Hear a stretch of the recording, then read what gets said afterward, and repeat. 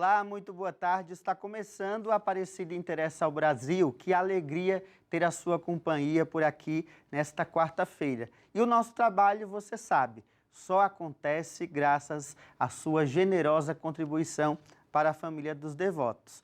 Por isso, o meu muito obrigado a você que faz parte do nosso projeto de evangelização e para quem ainda não faz, não perde tempo. Liga aqui no telefone que está aparecendo e faça parte da nossa família. E lembrando que o programa também se faz com a sua participação. No e-mail que está aparecendo aí na tela, você pode mandar os acontecimentos da sua comunidade. E hoje a nossa igreja nomeou 2 novos bispos, né? O primeiro bispo que foi nomeado, né, nesse dia foi o bispo de Dom Evaristo Pascoal Spengler, novo bispo de Roraima. O Papa Francisco também nomeou um novo bispo para o Distrito Federal, como nosso novo bispo auxiliar. E toda quarta-feira a gente tem aqui como destaque as nossas notícias das Pontifícias Obras Missionárias. E a gente chama com os detalhes o jornalista Fabrício Preto. Vamos ver. Olá, Eduardo, muito boa tarde, uma alegria falar com você. Nessa semana, a sede das Pontifícias Obras Missionárias em Brasília recebe Irmã Regina, a nova diretora nacional. Sua nomeação foi comunicada pela Santa Sé ao final de novembro e nessa semana ela participa de diversas reuniões, dando início ao processo de transição. De modo muito particular, eu vim porque Dom Maurício, o diretor anterior, ele podia ficar aqui conosco essa semana e ele está me passando um pouco os projetos que já estão em andamento e que são urgentes que a gente continue levando para frente, né? Então, na pauta tinha de modo particular o próximo encontro que vai acontecer em Porto Rico dos diretores nacionais das Pontifícias Obras a nível latino-americano, já em vista da preparação do CAN 6.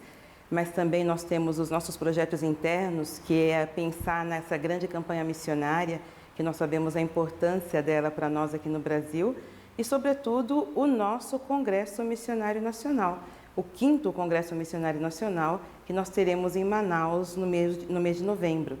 E uma última notícia, inicia na próxima segunda, dia 30, o curso de Assessores e Multiplicadores da Infância e Adolescência Missionária.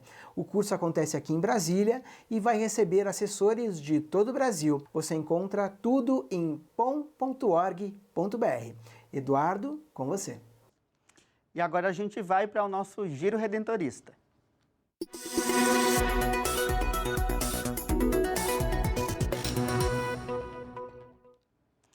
São 100 anos de presença redentorista em Campos dos Goitacazes e quem conversa com a gente é o superior provincial dos redentoristas no Rio de Janeiro, Padre Nelson Antônio Linhares de Souza. Boa tarde, Padre. Seja muito bem-vindo ao Aparecida Interessa ao Brasil. Eu gostaria de começar já perguntando para o senhor como que veio, né, essa missão aí dos redentoristas em Campos dos Goitacazes, como que tudo começou? Boa tarde, Eduardo, e todos que estão aí acompanhando o programa. A nossa província do Rio foi fundada pelos missionários redentoristas holandeses. E eles, então, vieram para Campos dos Goitacazes, é uma cidade do estado do Rio, que fica no norte fluminense, e vieram aqui para fundar uma missão. Mas não havia casa para os redentoristas. Eles, então, foram acolhidos pela Ordem Terceira da Penitência na Igreja de São Francisco de Assis, onde ficaram por cerca de 28 anos. Mas o governo geral, em Roma, deu um ultimato, que era necessário que os redentoristas construíssem uma igreja e um convento próprio, já que queriam se estabelecer aqui em Campos. E aí começou, então, o início da construção. Primeiro do convento, uma grande casa, uma bela casa que temos aqui em Campos, e depois da igreja, que veio a ser mais tarde o santuário, dedicado a Nossa Senhora do Perpétuo Socorro. Então, nessa história já são 100 anos. Então, parte 28 anos na Igreja de São Francisco de Assis, junto com a Ordem da Penitência, os demais anos aqui onde nós estamos agora, no santuário dedicado à Mãe do Perpétuo Socorro. E sobre os campos de atuação dos missionários redentoristas, né? Como que tudo foi se desenvolvendo e como está atualmente? Quais são os campos? No passado, houve, sobretudo, a pregação das missões populares, Eduardo, tanto aqui nas cidades do norte fluminense, como também aqui no sul do Espírito Santo, já que fazemos divisa com o estado do Espírito Santo. E, atualmente, aqui nós temos um santuário com toda aquela pastoral específica de santuário, de acolher peregrinos. Então, romeiros, devotos de Nossa Senhora do Perpétuo Socorro, de toda a cidade de Campos e da região aqui do Norte Fluminense, vêm até o santuário, seja para fazer a novena, seja para pagar alguma promessa. Temos também um atendimento de confissões diário, né, que é próprio de todo santuário. O romeiro encontra aqui nesse santuário sempre um sacerdote para atender suas confissões. Então, como também o aconselhamento. Temos uma obra social muito bonita, muito forte e fecunda aqui, já que são muitos os pobres e com a pandemia cresceu muito, né, o empobrecimento. Então, também nessa dimensão social, nós temos aí um trabalho muito bonito feito. A celebração da Eucaristia diária, oferecendo várias vezes para a comunidade. E a inserção na comunidade social, né? Procuramos participar muito da sociedade campista, nos seus eventos e também nas suas atividades. Padre, e atualmente, né, vocês estão também comemorando aí essa festa dos 100 anos, né? Detalha pra gente como que é essa festa, como as comunidades estão festejando aí, e se o senhor quiser também detalhar a programação, fique à vontade. Ah, sim, muito bem. Então, nós tivemos uma abertura do ano centenário em dezembro do ano passado, com uma grande missa festiva, e agora em janeiro tivemos um tríduo preparatório.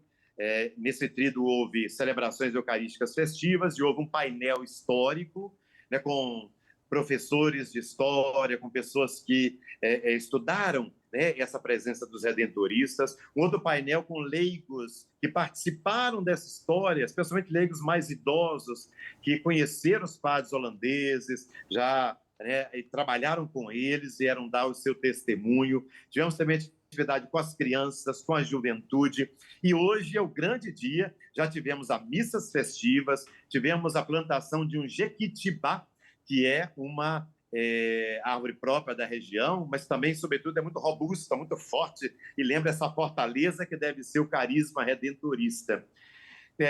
Tivemos um café comunitário, com toda a comunidade presente, um momento de confraternização, muito bonito, viu, hoje de manhã. Agora, às 18 horas, teremos a missa solene, com a participação de toda a comunidade redentorista, todos os romeiros, e teremos logo após a missa, que eu vou ter a alegria de presidir como provincial redentorista, teremos uma apresentação musical com um grande coral aqui da cidade, o santuário promovendo a cultura, promovendo a história, promovendo a tradição, promovendo a fé. Nos alegramos, Eduardo, com toda a presença redentorista, as marcas redentoristas aqui na cidade de Campos, né? A nossa missionariedade, o amor aos pobres, a devoção a Maria, né? A grande pastoral social que nós temos, a Eucaristia, as confissões. Então, a marca redentorista nessa região é realmente muito profunda e está muito presente nos corações. Por isso, damos glória a Deus. Padre, agora para a gente finalizar, né, uma mensagem rapidinho para todo o povo de Deus que comemora essa festa de 100 anos. Minha mensagem para você, leigo, leiga, que faz parte da família redentorista. Porque, além de nós, não sou da família de oblatos, missionários leigos, Jumire, e os leigos e leigas que frequentam as nossas paróquias e santuários. Então, para os que frequentam aqui, né, o Santuário Nossa Senhora do Perpétuo Socorro em Campos, eu quero dizer que a semente redentorista, né, e a pregação redentorista é para despertar em cada leigo, que ele seja um sujeito eclesial, um protagonista da evangelização. Nós queremos, como redentorista, que cada leigo assuma a missão, né, que é próprio do redentorista, que é anunciar o Redentor, é proclamar que em Jesus é abundante a redenção. Num tempo como o nosso, de crise política, de crise econômica, de intolerância e de tantos conflitos, a marca redentorista vem dizer que é importante o diálogo, a tolerância, para que a gente possa construir a comunhão e a paz tão necessários nesse momento ao Brasil e ao mundo. Um grande abraço para todos vocês e que Nossa Senhora do Perpétuo Socorro, que é a padroeira do nosso santuário, estenda o manto de amor dela sobre todos nós. Padre, muito obrigado, então, pela sua participação e uma boa festa aí para todo mundo, tá bom? Obrigado. Muito obrigado. E hoje é o dia da conversão de São Paulo. A gente quer abordar alguns aspectos sobre esse assunto. Para isso, a gente chama o Guilherme Machado, que está na cobertura do 32º curso dos bispos, lá no Rio, e traz mais informações para a gente. Boa tarde, Guilherme. Boa tarde, Eduardo. Boa tarde para quem está assistindo. Aparecida Interessa ao Brasil. A gente segue aqui no Centro de Estudos do Sumaré, no Rio de Janeiro, onde acontece essa 32ª edição do curso anual para os bispos do Brasil. Esse é um tema muito importante, muito caro à igreja, como a gente já tem escutado aqui no curso, e não é diferente para a Arquidiocese de São Paulo, que tem esse contato próximo com inúmeras dessas chamadas novas comunidades. A igreja, desde o início, teve essa missão de ir pelo mundo, Jesus Cristo ir por todo mundo e pregar o evangelho, né? E as novas comunidades nos estão lembrando isso. E todos na igreja temos a vocação de ser apóstolos. Precisamos saber como acolher, como reconhecer, como acompanhar, como fazer com que essas novas comunidades atuem em sintonia com a igreja e o seu trabalho, de fato, seja multiplicado para o benefício de todos. Hoje a igreja celebra a festa da conversão de São Paulo, um grande anunciador do evangelho. É um exemplo, então, que a gente pode tomar como ponto de partida para essas reflexões. A conversão dele se deu no momento em que ele estava lutando contra o cristianismo nascente. Ele, como fariseu, ele considerava os cristãos como uma espécie de seita dentro de Israel e ele se propôs a combater esse fermento que estava surgindo. Então foi precisamente nesse momento em que ele ia de Jerusalém a Damasco que Jesus apareceu para ele, né? Perguntando: Saulo, Saulo, por que me persegues? E ele perguntou: quem és tu, Senhor? Eu sou Jesus a quem tu persegues. A partir daí, a vida dele consistiu em ser seguidor de Jesus, em dar a vida por Jesus, em proclamar a verdade de que Jesus ressuscitou. E ele foi disposto a fazer tudo, foi o que mais sofreu de todos os apóstolos. Ele sofreu naufrágio, ele foi apedrejado, ele foi flagelado, né? Foi perseguido, ele foi preso, né? Mesmo na prisão. É muito bonito ver, na prisão ele escreveu 4 cartas, né? 4 cartas, não deixou de trabalhar enquanto estava ali, né? Converteu um escravo. Ou seja, ele foi um exemplo de quem encontrou Jesus, a sua vida se transformou nesse seguimento de Jesus, e ele passou a vida inteira proclamando essa verdade, né? Isso é um exemplo para nós. Nós precisamos encontrar Jesus e nós precisamos levar Jesus às pessoas. Isso, em resumo, é o fundamento de toda a vida cristã e da vida de qualquer batizado, né? Conhecer Jesus Cristo e dar a conhecer Jesus Cristo aos outros.